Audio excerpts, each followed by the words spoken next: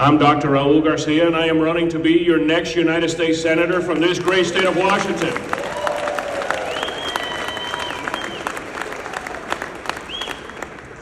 You know, I told Brian Haywood what happened a few weeks ago is one of the most significant things that has ever happened in Washington State in a long time. And I truly believe that, because the voice of the people of Washington was heard. And before this speech ends, I'm going to ask all of us to recognize Let's Go Washington because of such an important step. It means a lot to me because I come from a place where the voice of the people weren't heard. See, I was born in Cuba. My grandfather was the mayor of the city. He had a tobacco plantation and a dairy farm. The communist government came in, took him out of office, and took his farm because the government knows best. My mother was a teacher, and because she wouldn't sign a paper to belong to the Communist Party, they took her license. And us in school were brainwashed that the only God was our government. In 4th grade, they told us all to put our heads down and ask God for candy, and candy never appeared. And then they said, well, why don't you put your heads down and ask Fidel Castro for candy? And candy appeared on every desk. And the teacher said, this is so you understand that the only God is your government. Ladies and gentlemen, I will fight with every ounce of me for that never to happen in the United States of America.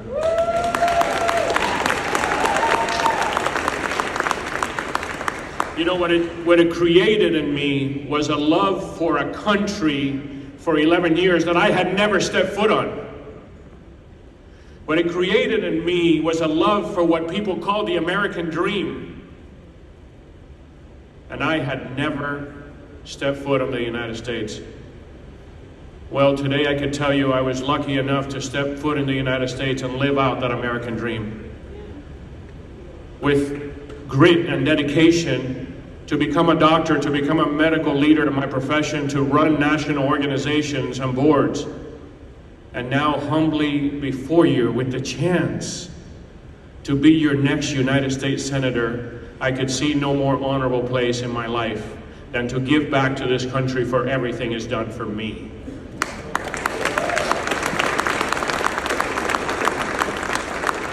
The question is whether we can. And I said this story yesterday, and I'll repeat it again. I said it in Roanoke. In 1936, a bunch of misfits got together at the University of Washington and created a team that nobody gave a chance to.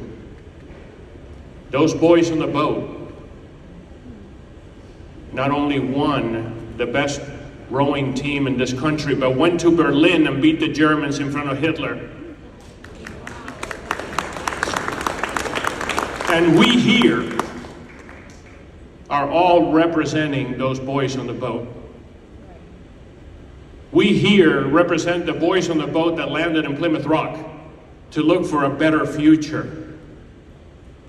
Well, 44 years later, Washington seems to have a special thing happen every 44 years. 44 years later, there was a great senator by the name of Magnuson that could not be beaten. And another gentleman by the name of Slade Gordon thought that he could beat him. And he did. And he became one of the greatest senators we've ever had. So, guess what 2024 is? 44 years later. So can we win? Someone reminded me something very powerful last night. I'm going to say a name that to me means evil. Fidel Castro took over a country of Cuba of 8 million people, roughly Washington size. with less people that are in this room. He didn't have the internet, he didn't have TV. He had message. And with those 82 people, he messaged a country and took it over. Do we think that in this room, there are people that could become soldiers of a message and take over Washington State? Do we have a message? Yes. Our campaign has a message. Every 4 minutes and 50 seconds, we lose a human being to fentanyl in this country. There is no one running for the United States Senate that can speak to fentanyl better than I can. Because I still work in the ER and I still get 3 to 4 overdoses every shift. This is a message, ladies and gentlemen, that could unite Democrats, Independents, and Republicans in Washington State, because everybody is affected by this. And what the government is doing, it's nothing. You know what I call that? Government-ran assisted suicide. And these less harm programs that they call, that is uncaring hospice. We are uncaring about people dying of this drug. So as your United States Senator, I am proposing a drastic measure called the Americans Against Fentanyl Act, which will give manslaughter charges to drug dealers and mandatory rehab to addicts.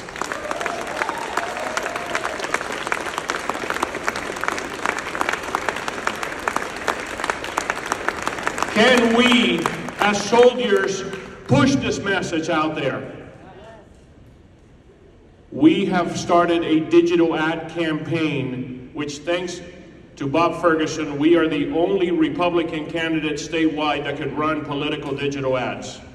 Did you know that the governors and our state legislators cannot run political digital ads thanks to Bob Ferguson? It's illegal in the state of Washington, unless you're a federal candidate. Well, we started a digital ad campaign, and I could tell you that we have reached now 1.8 million hits towards 500,000 swing voters in King County on this message.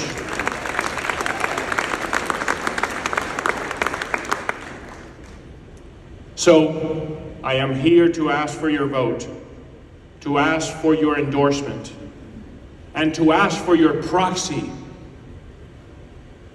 We need the message to spread. And we have enough people in this room to take over Washington. And yes, I do need your money, because we are being a campaign of effectiveness where $1 could reach 100 people instead of a mailer where $1 reaches one person. So if everybody in this room could donate $10, we could get our message across. Guys, we could win in 2024, because it matters to me, my family, you, your family, and every family in Washington. We're sitting at a precipice that we cannot go over. And if you still have any doubt that we could win, look at those 3 initiatives. And look at the 3 initiatives that are going to be on the ballot in November. So this is the time where I'm going to ask everybody to stand up and give a round of applause, not for me, but to Let's Go Washington and Brian Haywood for doing this.